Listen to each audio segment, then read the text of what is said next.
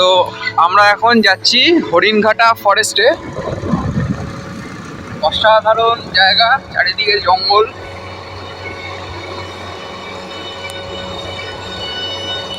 Just ভিউটা দেখো। আমার মনে হচ্ছে আমরা ভুল রাস্তায়, বাট জায়গাটা খুব সুন্দর। চারিদিকে বহু পুরনো গাছ, জঙ্গল। ডান দিক দিয়ে চলো। জায়গাটা একটু আমার রাস্তা বুঝে নি। অসাধারণ ভিউ। এখানে হায়নার কথা বলেছিল এখানে।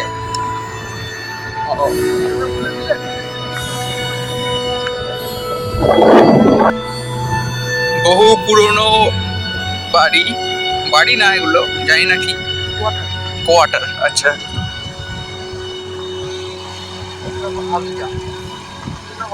হাভেলি। ভিউটা দেখো জাস্ট, উফ অসাধারণ।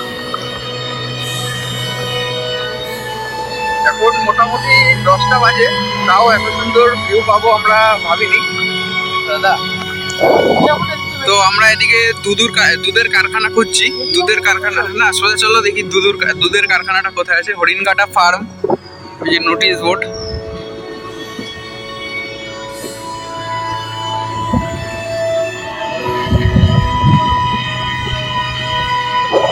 ভিতরে একটা ছোট পার্কও আছে। আচ্ছা, এটা হন্টেড, এখানে কোনো মানুষ থাকে না। ওকে,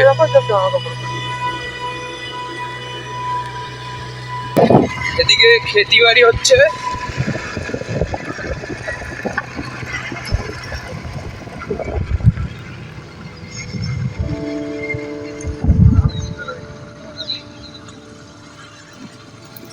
আমরা একটা ঝিল পার করে আসলাম। বহু পুরনো বটগাছটা।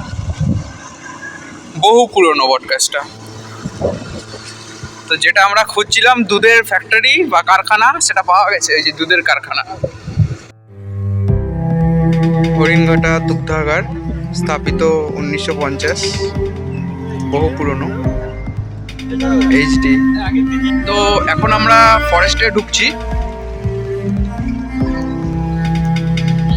Off-roading start. ও, পুরোটাই অফরোডিং।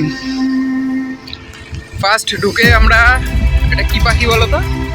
ওই যে হলুদ কালারের, বউকুনে। বাংলায় এটাকে বউকুনে বলে। ইষ্টকুটুম নাম আছে ওর, ইংলিশ নামটা আমি জানি না। এরকম একটা পাখি আমি রেস্কিউ করেছিলাম। জায়গাটা জাস্ট একবার ভিউটা তোমরা দেখো, অসাধারণ। হ্যাঁ, ভিউটা এখনো বাকি আছে। আচ্ছা, তাহলে এটা ট্রায়াল ম্যাচ চলছিল।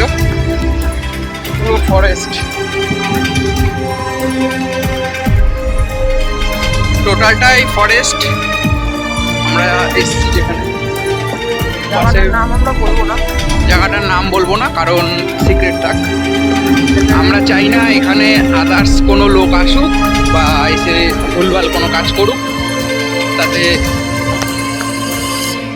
তো এখানে মানুষ যদি আসে তাহলে জায়গাটার অ্যাকচুয়ালি বিষয়টা হচ্ছে নেচারের ক্ষতি।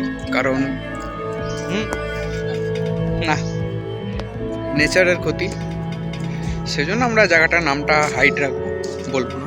খুব সুন্দর জায়গাটা, ওফ অসাধারণ ভিউ।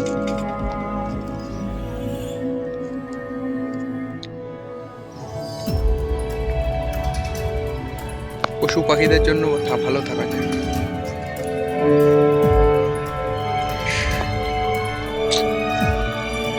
জঙ্গলের নীরবতা ভঙ্গ করেছে এই কয়েকটা ছেলে।